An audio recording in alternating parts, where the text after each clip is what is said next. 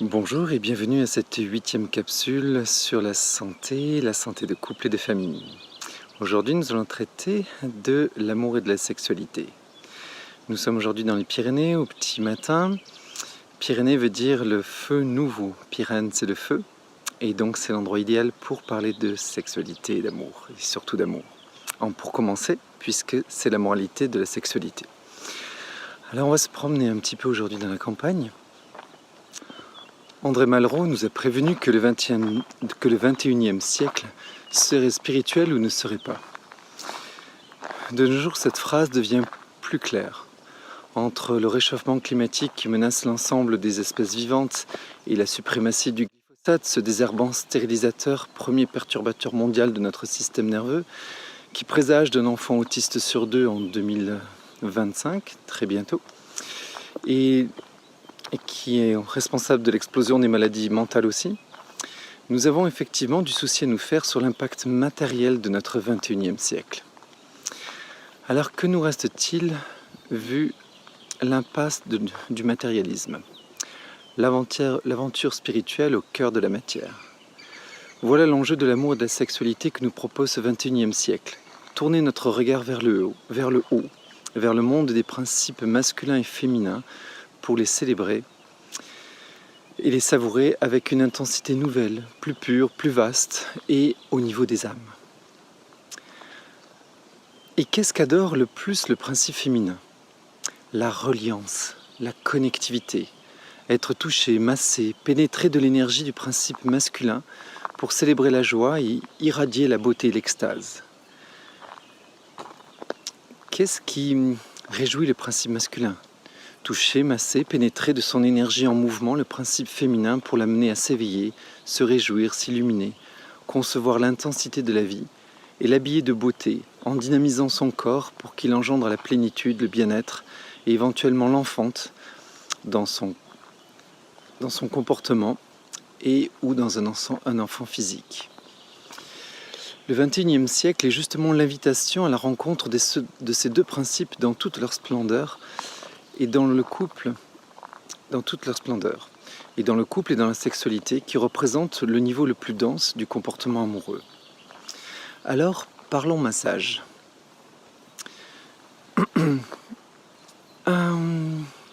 Il en existe globalement deux types. Le massage profond, comme le suédois, le shiatsu, ou plus profond encore, comme le rolfing, qui vise à détendre les membranes, les muscles, les ligaments et presque les os. Il touche la matière la plus dense, en rapport avec la vie comportementale. L'autre massage, plus léger, dans les effleurages, comme le californien, ou encore plus léger par des mises en posture, comme le Feldenkrais, le toucher respiratoire, l'Alexander ou même le yoga, libère les tensions du système nerveux, et donc des sens, donc du psychisme. La pratique de ces deux massages équilibre le système vasculaire, la circulation des énergies entre le psychisme et le corps, et touche donc le domaine du cœur et de l'amour.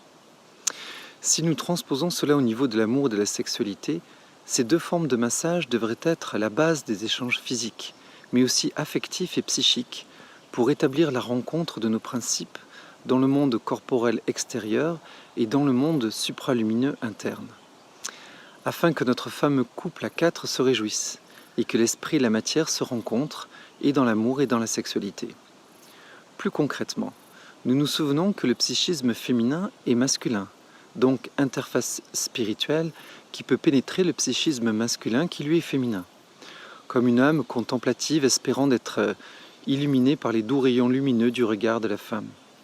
Dès qu'une femme se met à allumer le couple intérieur, supralumineux, en choisissant de considérer, de porter son attention sur l'essence de l'être et de projeter son regard élevé vers l'être qu'elle aime, elle pénètre son cerveau et ses sens d'une intensité et l'énergie des meilleures pensées et sentiments d'amour.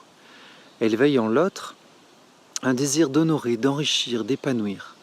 Elle masse sa matière subtile, l'électrise, la sublime. Un homme ainsi regardé vers le haut, sans descendre en lui le désir de pénétrer la femme en bas dans son corps, de son énergie la plus raffinée, la plus tendre, la plus intense, dans le but de lui apporter plénitude, extase et bonheur. Que cela se passe par son regard, ses gestes, ses attentions raffinées à elle, jusqu'à la pénétration, son but devient alors de l'honorer, de l'embellir et de lui apporter ce qui pourra lui être utile pour rayonner son plein potentiel. Un couple dans cette dynamique ne prend plus à l'autre, mais lui donne, chacun dans son monde, le meilleur de lui-même.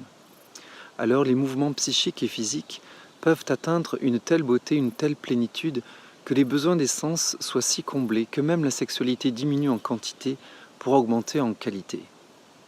Mahananda Mohimai, la plus célèbre des saintes indiennes, projetait tellement d'amour sublime envers son mari dès son plus jeune âge qu'elle lui offrait des états de jouissance et d'extase sans jamais le toucher, et il lui rendait en l'honorant un niveau rarement égalé de finesse, de présence, de poésie et d'adoration.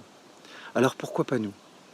La sexualité a été le frein de l'amour vrai durant le siècle passé, car elle avait été mise en tête et en finalité de l'amour, alors qu'elle n'en est que le moyen et la queue.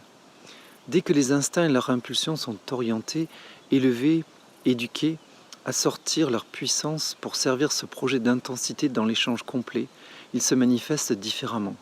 Les mêmes gestes avec infiniment plus de qualité, de présence, de joie et donc plus d'efficacité en diminuant le quantitatif.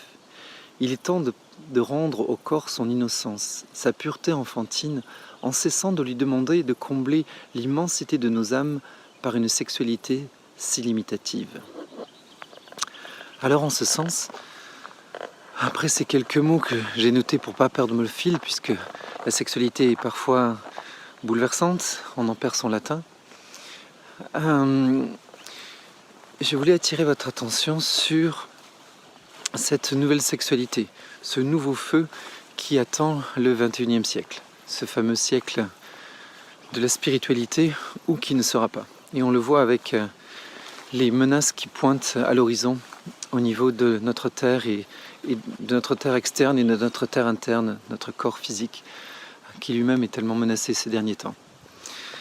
Donc, un des points importants au niveau de la sexualité, c'est de comprendre que c'est avant tout une question de regard. Quand l'homme se sent regardé comme un être noble, quand son cerveau est pénétré de ce regard féminin qu'il estime, qu'il admire, qui admire tout le potentiel de noblesse, de grandeur d'âme qu'il pourrait avoir, alors cet homme est obligé de se transformer. On répond toujours à la façon dont on nous considère. Et ça, c'est la grande clé dans l'amour et dans la sexualité. Quand cet amour regarde l'autre dans son niveau le plus élevé,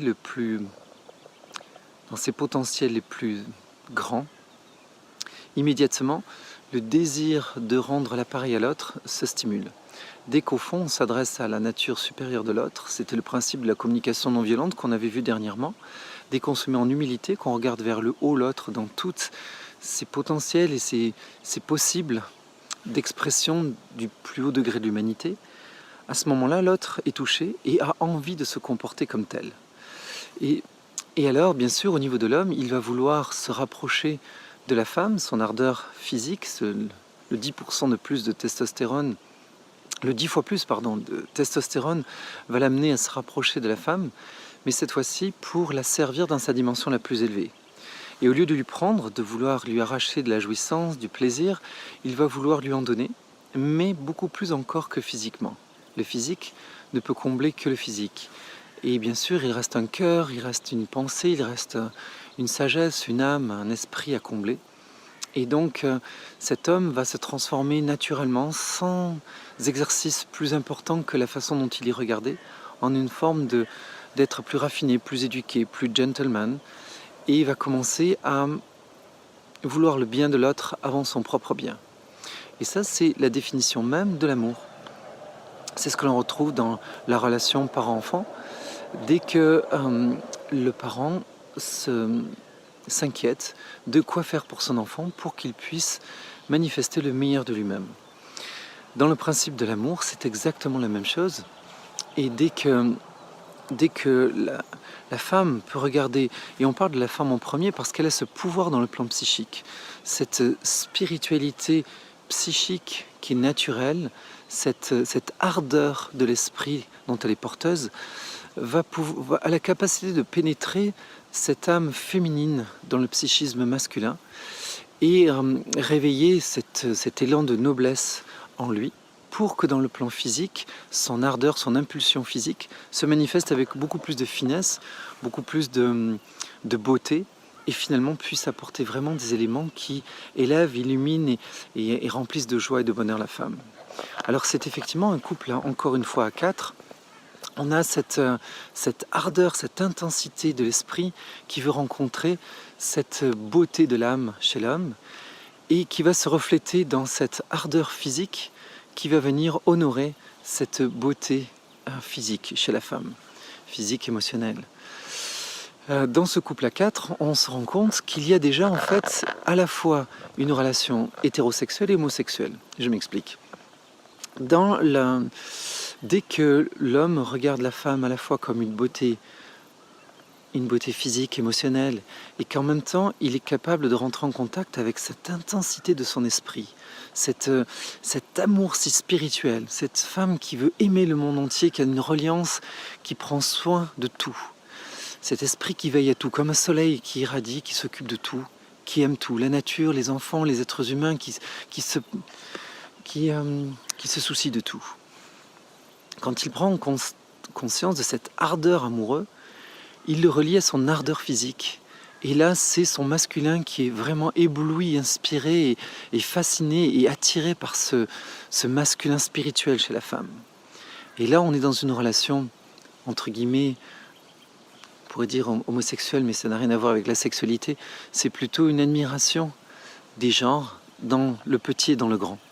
De la même manière, la femme, dans son corps, qui est dans cette tendresse, dans cette réceptivité, et à la beauté particulièrement, quand elle est en contact avec cette âme masculine qui est si sensible à la beauté du monde, aussi à la souffrance dans le monde, cette compassion, cette noblesse des émotions, des sentiments qui peut habiter l'homme quand il se révèle ou il se dévoile dans sa nature la plus intime. Quand la femme voit cette beauté intérieure de l'homme, de l'âme de l'homme, alors elle rentre, elle aussi, totalement éblouie. Son féminin prend modèle sur cette grandeur d'âme masculine.